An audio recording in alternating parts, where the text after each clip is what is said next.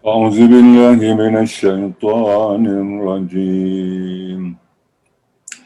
بسم الله الرحمن الرحيم.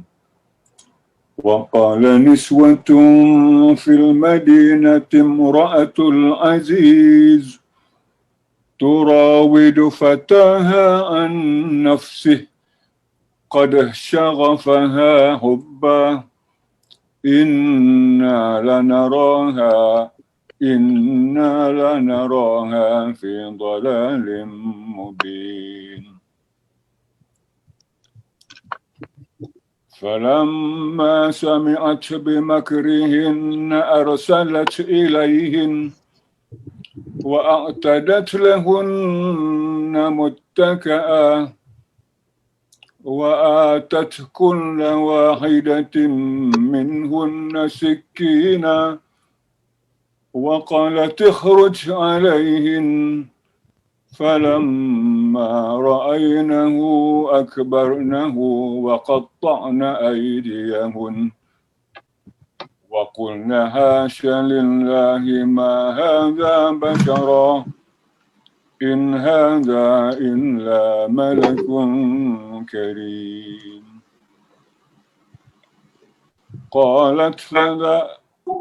قالت فذلكن الذي لمتني فيه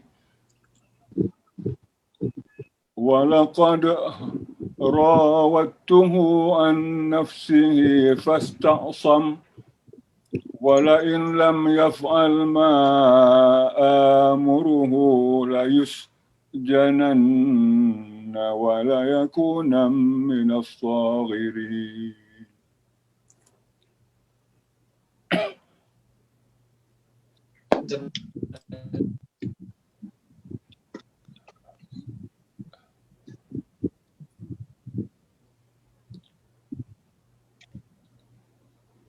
Dan perempuan-perempuan di kota berkata, isteri Al-Aziz menggoda dan merayu pelayannya untuk menundukkan dirinya.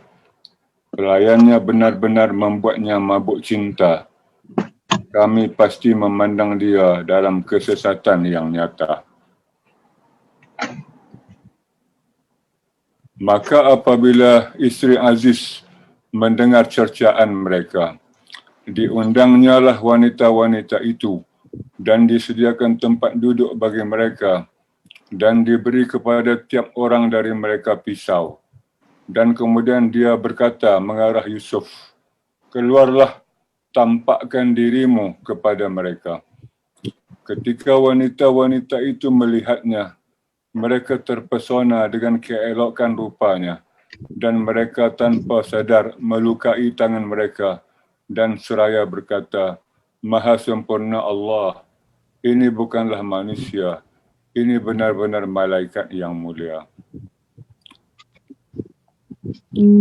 Dan isteri Al-Aziz berkata, itulah orangnya yang menyebabkan kamu mencela aku kerana aku tertarik kepadanya. Dan sungguh aku telah menggodanya untuk menundukkan dirinya, tetapi dia menolak. Jika dia tidak melakukan apa yang aku perintahkan kepadanya, nescaya dia pasti dipenjarakan dan dia pasti menjadi orang yang hina. Sadaqallahul azim. Sila Cikgu Alif.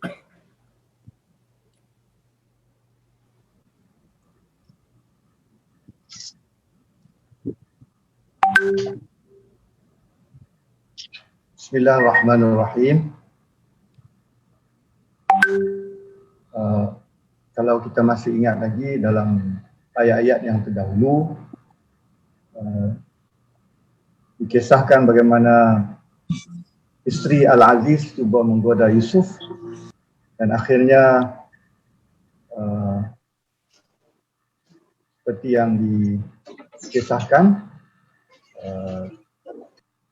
isteri Al-Aziz akhirnya bersama dengan Yusuf bertembung dengan Al-Aziz sendiri bila pintu terbuka dan akhirnya isteri Al-Aziz menuduh Yusuf yang cuba menggodanya dan mengganggunya.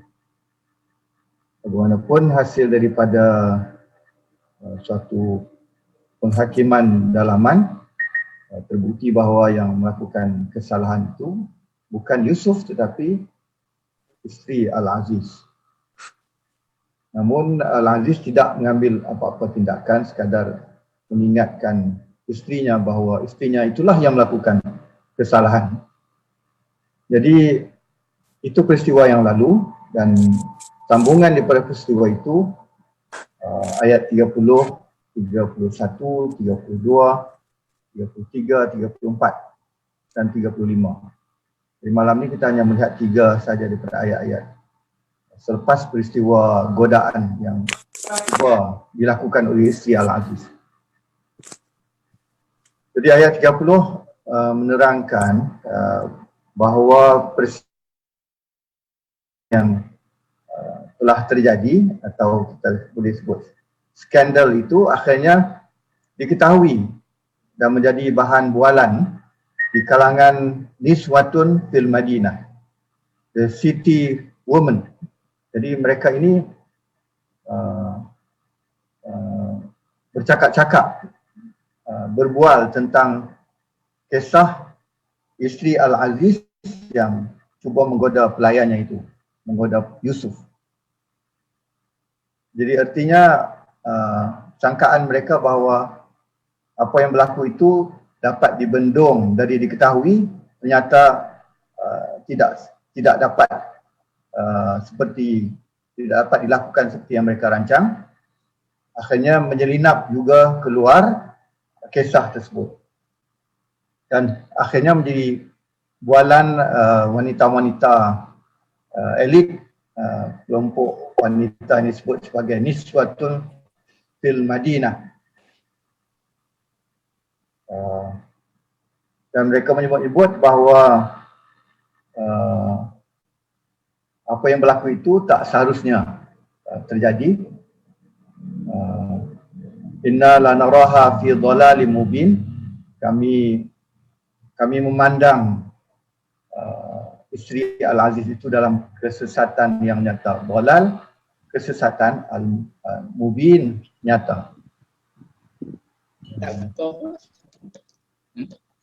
Jadi apa yang dilakukan oleh isteri Al-Aziz itu berlawanan dengan barangkali apa yang seharusnya ataupun etika yang selama ini menjadi pegangan mereka. Jadi Al-Aziz sebagai seorang isteri, mungkin isteri seorang menteri, tidak seharusnya sampai bertindak demikian, menggoda pelayannya untuk memuaskan nafsunya. Jadi ini menjadi talk of the town, kisah wanita ataupun isteri Al-Aziz. Jadi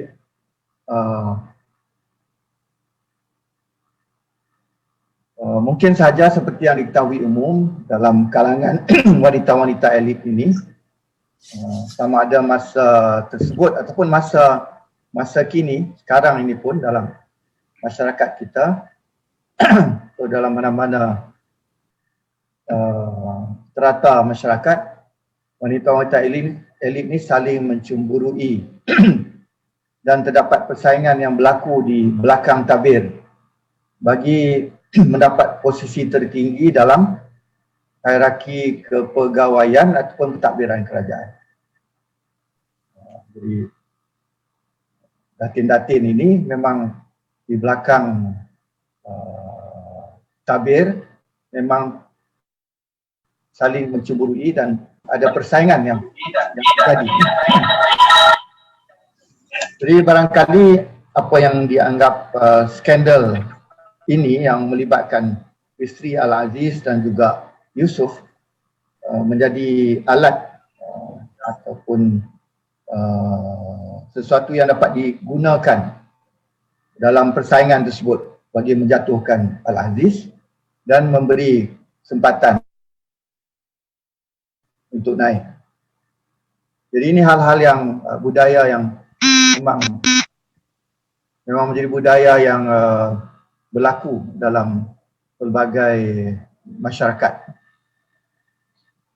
Ini berlaku di zaman Nabi Yusuf dan kita mengetahui hal itu sebagai open secret yang berlaku dalam juga masyarakat kita. Jadi isteri Al-Aziz bila mendengar bahawa dia dicerca demikian rupa, dia pun merancang sesuatu, dan yang dirancangnya ialah satu majlis. Dia mengundang wanita-wanita tersebut, tentunya macam kelab kelab Puspanita ke begitulah, dijemput dan hadir, dan mereka diberikan pisau. Dan ketika mereka memegang pisau dan ada kisah menyatakan ada sesuatu yang dikupas atau dipotong, sama ada buah-buahan ataupun daging atau seumpamanya. Jadi ketika mereka nak memotong itulah isteri Al-Aziz mengarahkan Yusuf untuk tampil keluar. Dan ketika wanita-wanita itu melihatnya, mereka terpesona. Falamma ra'ainahu akbarnahu. Akbarnahu ini, akbar ini maknanya bukan maksudnya takbir, tapi maknanya kata-kata yang menggambarkan terpukaunya mereka.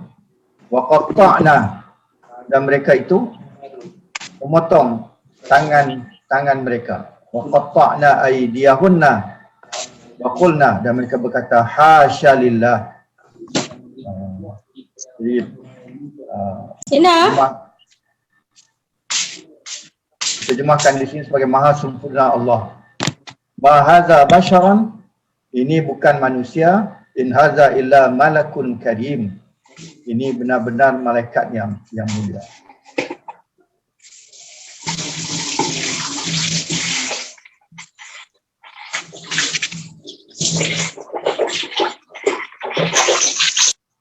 Jadi mereka terpukau dengan kecantikan, keindahan rupa Yusuf, sehingga mereka lupa apa yang sedang mereka lakukan. Lalu tanpa mereka sadari, mereka melukai tangan mereka. Falamma ra'ainahu akbarnahu wa qatta'na aydiyahunna wa qulna hasya lillah ma hadza basharan in hadza illa malakun karim. Jadi isteri Al-Aziz menggunakan kesempatan ini untuk memberi alasan atau hujah bagaimana boleh terjadi hal yang dicerca dan disebut-sebut oleh mereka. Kalau hanya beberapa saat mereka melihat Yusuf, wanita-wanita yang diundang itu melihat Yusuf, mereka telah lupa diri, tidak sadar apa yang mereka lakukan, sehingga mereka melukai. Bagaimana dengan dirinya? Bagaimana dengan dirinya, ini diri isteri Al-Aziz sendiri yang melihat dan berada bersamanya setiap hari. Jadi kalau mereka hanya beberapa ketika melihat Yusuf sudah tidak sadar, melupakan dirinya sehingga mencederakan diri mereka sendiri, bagaimana dengan dia yang biasa bersamanya, melihatnya? Jadi karena itu tidak ada beza di antara dirinya dengan wanita-wanita itu.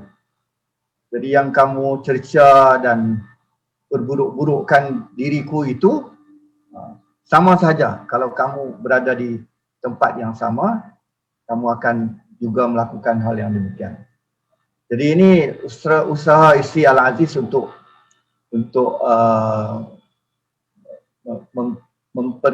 memperkecilkan isu yang disebut-sebut oleh mereka. Sebab itu dalam ayat 32 disebut, itulah orangnya, fazalikunna allazi lumtunnani fi, itulah orangnya yang menjadi punca kamu mencela aku kerana tertarik padanya. Walaqad rawattuhu an nafsih, aku telah menggodanya, untuk menundukkan dirinya. Mana diri Yusuf mau ditundukkan oleh isteri Al-Aziz. Fasta'sama, Maksudnya dia memelihara dirinya, dia menahan dirinya, dia menolak. Namun walain lam yaf'al, kalau dia tidak melakukan apa yang aku perintahkan kepadanya, ma'amuruhu, apa yang aku perintahkan kepadanya, la yusjananna, nescaya dia pasti akan dipenjarakan. Wala yakunan minas sagirin, dan dia pasti menjadi orang yang hina. Jadi ada sumpah di situ, la yasjunanna, lam tu lam qasam, kemudian diperkukuhkan lagi la yas. Jadi ada dua nun, jadi 3 nun di situ, 2 nun. Jadi penegasan yang sungguh-sungguh bahwa dia pasti akan dipenjarakan. Wala yakuna minas sagirin, dan akan menjadi orang yang hina. Jadi isteri Al-Aziz cuba memperbaiki image-nya. Dia try to repair her image. Cuba memperbaiki dirinya dengan memberi justifikasi bahawa apa yang terjadi antara dirinya dan Yusuf adalah satu hal yang tak dapat dielakkan. Satu hal yang tak dapat dielakkan. Artinya sesiapa sahaja yang berada di tempatnya akan melakukan hal yang sama. Jadi kerana kecantikan Yusuf itu, his beauty was so exceptional that the behavior of the wife of Al-Aziz is forgiven. Jadi dengan harapan bahawa orang tidak menganggap apa yang dibuat oleh Al-Aziz ini sebagai satu kesalahan yang serius. Atau sekurang-kurangnya, or at least mitigated, maknanya tidak dianggap sebagai isu besar, tidak sepatutnya diperbesar-besarkan, kerana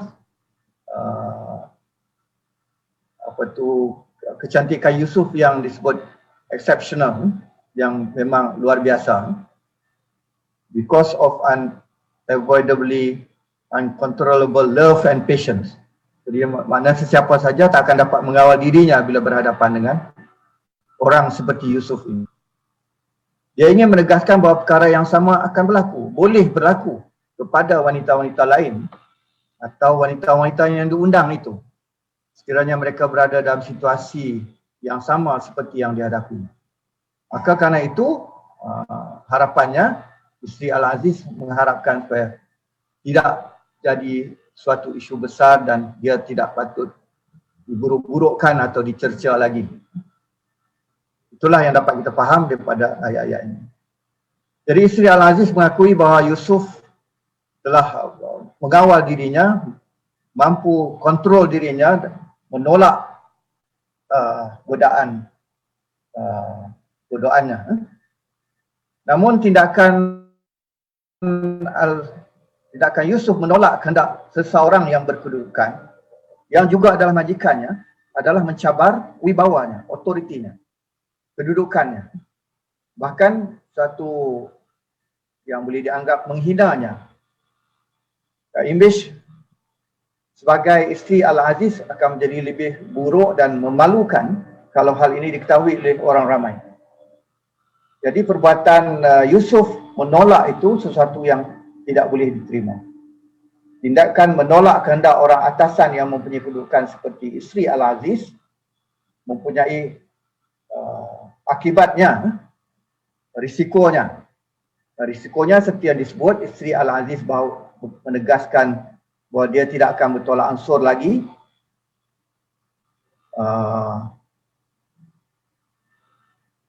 Tidak akan bertolak ansur lagi, dan dia akan pastikan bahawa Yusuf dipenjarakan dan dihina. Dengan bertindak demikian, isteri Al-Aziz ingin menegaskan otoritinya di hadapan wanita-wanita kenamaan yang lain.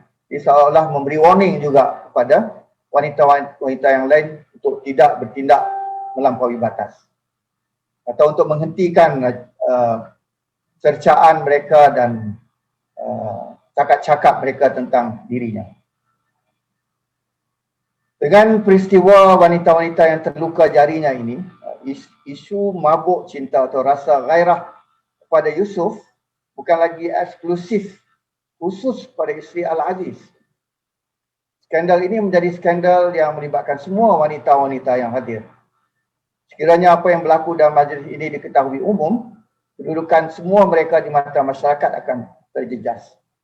Jadi kejahatan seorang kini menjadi kejahatan semua. Kejahatan seorang wanita kini telah melibatkan wanita-wanita yang lain. Akibatnya mereka terpaksa bersetuju dengan apa jua tindakan yang dapat membendung rahsia mereka daripada diketahui umum. Skimming seorang wanita kini menjadi skimming sekelompok wanita.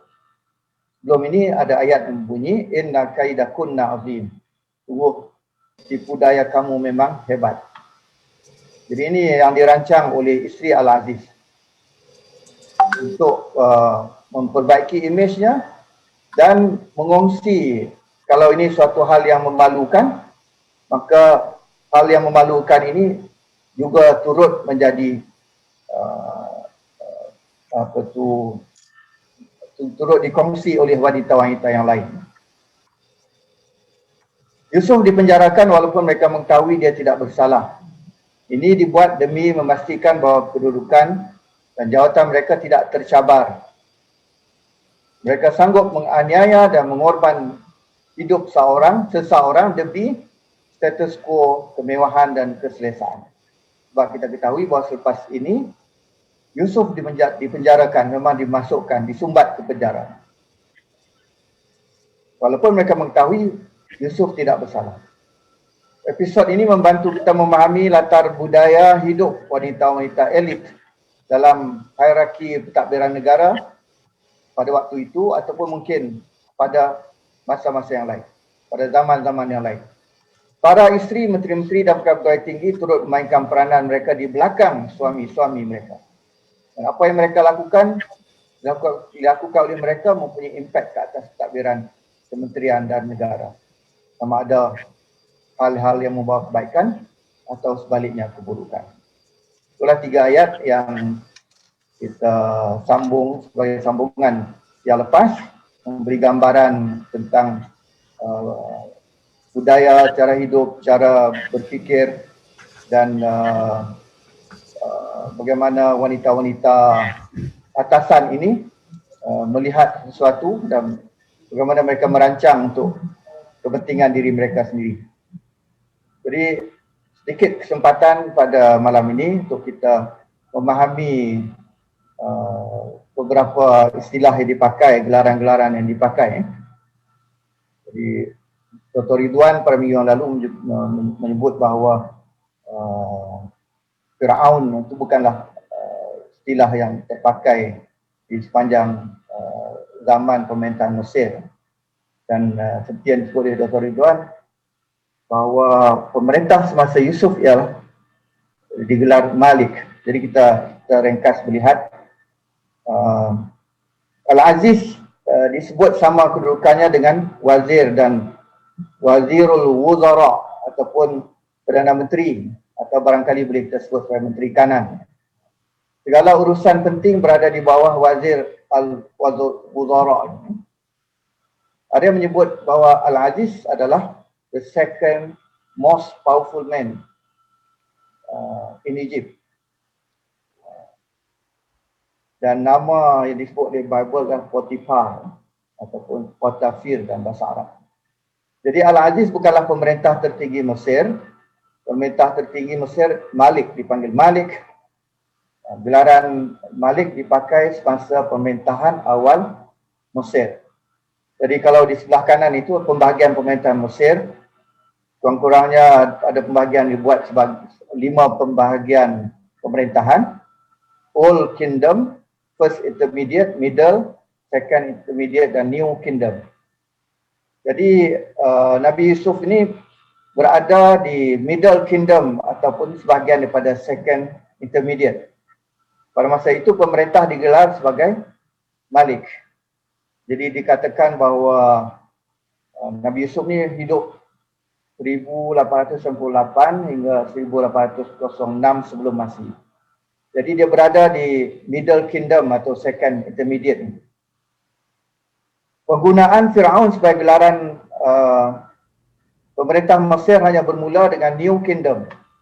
Yang last kali itu New Kingdom 1570-1069 sebelum Masih.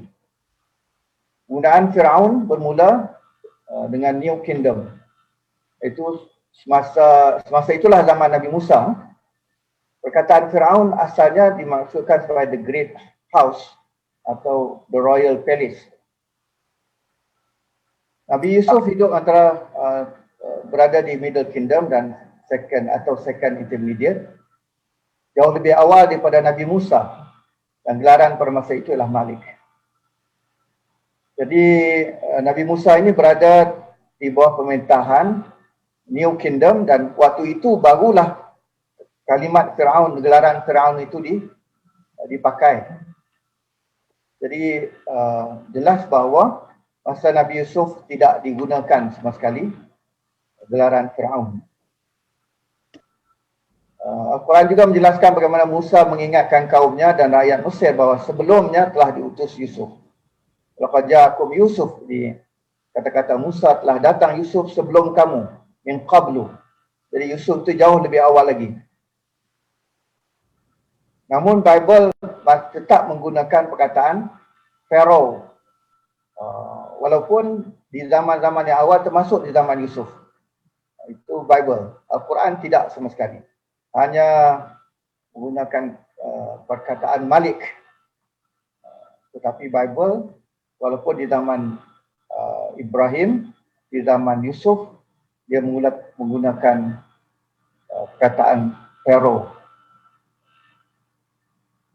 Dan Encyclopedia Britannica pun menjelaskan bahawa perkataan itu bermula sejak 1400 sebelum Masihi, yang merujuk kepada pemerintah Mesir.